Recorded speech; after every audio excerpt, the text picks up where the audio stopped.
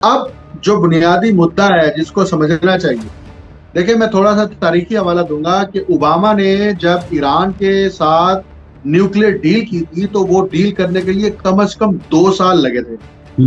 और अब जो ये मुज़ाकरात हो रहे हैं ये बहुत कॉम्प्लेक्स हैं, ये जंग के अंदर मुज़ाकरात हो रहे हैं और जंग को आर्जी तौर पर रोका गया है। और इस जंग के अंदर दो ही फरीक हैं, एक अमेरिका है और एक ईरान है। इसराइल तो प्रॉक्सी है अमेरिका की और वो बतौर प्रॉक्सी स्टेट जो है वो काम कर रहा है। उसे तो जो हुक्म अमेरिका से मिलेगा इसराइल ने वही करना है। अभी कान खींचे हैं ट्रंप ने, लेबनान के ऊपर हमले बंद नहीं कर रहे थे नेतन्याहू, CNN ने रिपोर्ट किया है कि कान खींचे और बड़ी तल्ख फोन कॉल की है। उसके बाद जो है वो ना सिर्फ हमलों को रोका गया है बल्कि आइंदा हफ्ते जो है वो मुज़ाकरात जो है वाशिंगटन में शुरू भी होंगे और उसकी सालिसी जो है वो अमेरिका करेगा। तो देखें, इन मुज़ाकरात के आगाज के बाद जंग बंदी की जो मुद्दत है उसमें भी तोसी होगी। ये बात याद रखिएगा, ये ऐलान आज होगा या कल होगा। 15 दिन तो एक जो है वो सेफ पैसेज था। अब इस जंग की मुद्दत, आर्जी जंग बंदी जो है उसको हो सकता है 1 महीना और बढ़ाया जाए और मुज़ाकरात का दूसरा दौर होगा। उसमें और अमरीकी वफूद आएंगे जो इनके साथ बातचीत करेंगे, क्योंकि ईरान ने जो शराइत रखी है ना अपनी, ईरान ने तो यहां तक भी कहा है कि ये जंग बंदी की जो तौसीक है ना, ये सिक्योरिटी काउंसिल से होनी चाहिए। पहली बात ये। दूसरा, ईरान ने ये कहा है कि हमारे ऊपर जो कदगने हैं, मुआशी पाबंदियां हैं, जिसकी वजह से हम मुआशी दबाव का शिकार हैं, वो पाबंदियां भी खत्म की जाएं और हमारे जो एसेट खासतौर पर कतर और दीगर ममालिक में जो हैं उनको भी डी फ्रीज किया जाए। ईरान की जितनी शराइत हैं वो कौमी खुद मुख्तारी और कौमी आज़ादी के तनाजुर में है। अमेरिका की जितनी शराइत भी होंगी ना वो इस तनाजुर में होंगी कि अमेरिका की जो मशरिक वुस्ता के अंदर बालादस्ती है उसको चैलेंज ना किया जाए। मिसाल के तौर पर ईरान ने यह कहा कि आप मशरिक वुस्ता से सारे अड्डे छोड़ दें। अमेरिका कहता है जी मैं अड्डे नहीं छोड़ता। ईरान इस पर रेजिस्टेंस नहीं करेगा, ठीक है ना छोड़ो। वो खलीजी रियासतें खुद फैसला कर लेंगी कि उन्होंने अड्डे रखने हैं या अड्डे नहीं रखने। क्या अमेरिकन सेंटकॉम का जो हेडक्वार्टर है वो कतर अल उदेद एयरबेस रहेगा या नहीं रहेगा, ये कतर ने फैसला करना है।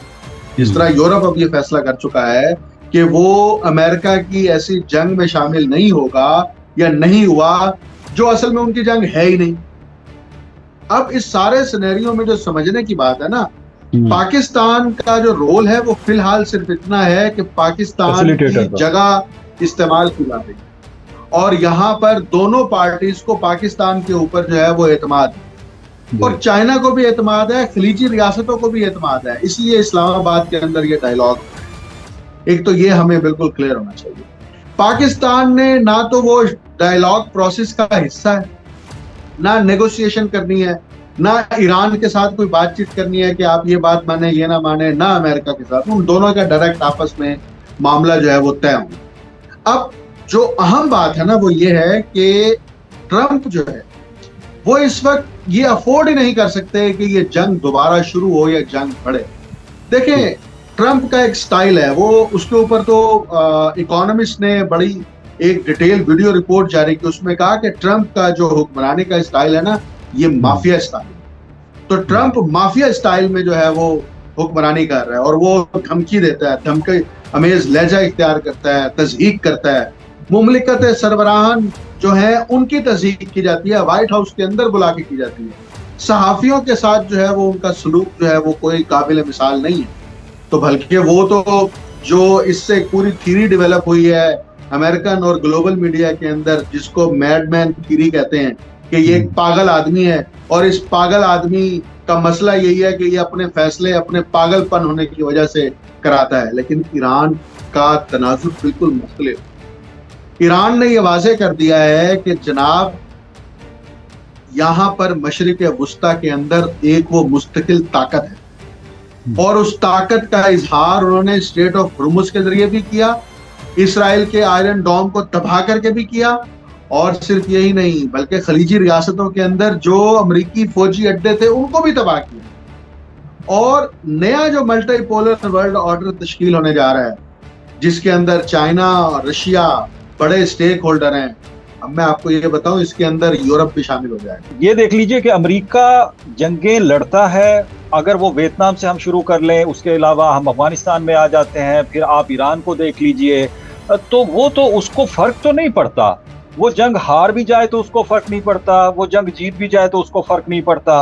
हाउ बिलाल साहब, आप मुझे जरा ये बताइएगा कि ये कौन सा ऐसा डिफरेंट मौका आ गया है कि यहाँ से अगर ट्रंप चला जाता है तो अमेरिकन इकोनॉमी पे बहुत बड़ा असर पड़ जाएगा, या वो इस जंग को अगर प्रोलॉन्ग करता है तो वो फंस के रह जाएगा, या वो अगर 10 साल और भी लगा देता है तो उसको मसला होगा। क्यों हम इतने ज्यादा ऑप्टिमिस्टिक हो गए हैं कि शायद अब ईरान जो है वो एक बड़ी ताकत बनकर उभरा है, और जो अमेरिका है वो शायद यहाँ पर अपने घुटने टेक के तो अपनी जान छुड़ाकर भागना चाहते हैं। क्या ये हमारा सिर्फ ऑप्टिमिज्म है? क्या हम रियलिटी से भाग रहे हैं कि अमेरिका बहुत बड़ी ताकत है? भाई, अमेरिका के तो वहां से मिसाइल पहुंच सकते हैं ईरान तक, ईरान नहीं पहुंच सकता है अमेरिका। बात ये है कि कई दफ़ा मैंने आपके प्रोग्राम में भी बात की कि with in western house of modernity नज़र आ रहा है। आपके सामने है कि ग्रीनलैंड से बात शुरू होती है, कनाडा के साथ आज हालत ये है कि ना बरतानिया, जो कि हर हालत में अमेरिका के साथ खड़ा होता है, वो साथ खड़ा होने के लिए तैयार नहीं है। फ्रांस की तरफ से जो सिग्नल्स आ रहे हैं, स्पेन तो खैर बहुत ही बोल्ड किस्म की बातें कर रहा है।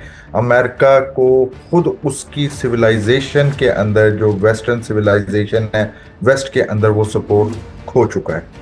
और वो जो एक बायोपॉलिटिक्स का जो हम जब तनकीद करते हैं वेस्टर्न लिबरल अप्रोच के ऊपर, तो हम बायोपॉलिटिक्स फूकू जिसे बायोपॉलिटिक कंट्रोल पॉलिटिक्स की, पहले तो वो कंट्रोल हम देखते थे कि वेस्ट नॉन वेस्टर्न लोगों के ऊपर, कंट्रीज के ऊपर करना चाहता था। लेकिन ट्रंप के आने के बाद हम देख रहे हैं कि अब within the house of waste जो है, एक मुल्क चाह रहा है कि वो बाकी जो लिबरल ममालिक हैं, जो वेस्टर्न ममालिक हैं, उन्हें कंट्रोल करे, और इस चीज़ को पसंद नहीं किया जा रहा और इसकी रिटेलिएशन आ रही। नंबर 2 बात यह है कि आप अपने कम से कम 3 एयरक्राफ्ट कैरियर्स लेके जाते हैं, और वो सब आपको करने पड़ते हैं। वो जो 39 किलोमीटर वाइड जो स्ट्रेट ऑफ हुर्मुज़ है, उसको आप नहीं करवा सकते। और आज भी जो है प्रोब करने के लिए जो अमेरिकन ने अपना वो माइन साफ करने वाला स्वीपर जब भेजा, और ईरान ने उसे कहा 30 मिनट्स के अंदर आप यहाँ से चले जाए वरना हम आपको हिट करेंगे, और उसके बाद वो बड़ी शराफत से अमेरिकन जहाज जो वापस अपनी जिस बंदरगाह पे था उस साइड पर चला गया। तो इसका मतलब ये कि पावर की भी कुछ लिमिटेशंस हैं।